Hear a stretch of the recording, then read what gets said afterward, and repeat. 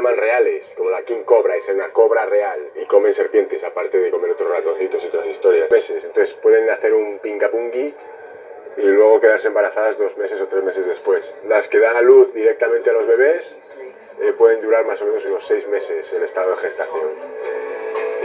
Most mother snakes do not take care of their offspring. Pueden tener antiveneno.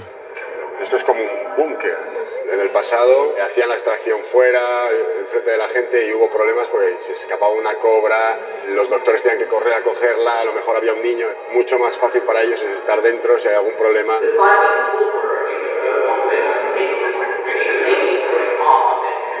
Del propio veneno sale el antiveneno. Se le quita todo lo que sean las partículas dañinas que matan y se produce un antiveneno que cuando el veneno está dentro del cuerpo, esto lo placa.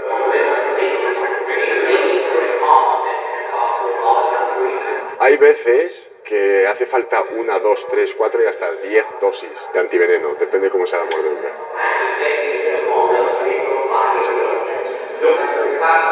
Estos son bebés comparado con lo que vamos a ver. Dr. Mototo es uno de los doctores que ha realizado la extracción del veneno de la cobra y vamos a hablar con él un poquito, a ver qué nos cuenta. Dedicar. Hi. De todo el tiempo que has estado trabajando con las serpientes, ¿cuál es el momento más difícil, más peligroso? My worst moment is I got bitten by the Siamese cobra. You were bitten here?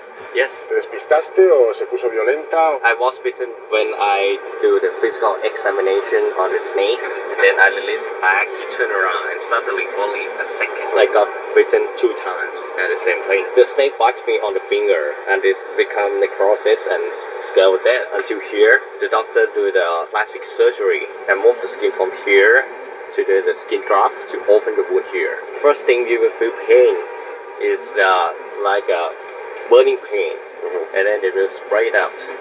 And after the venom act on the nervous system, you will feel numb on your face, you cannot speak.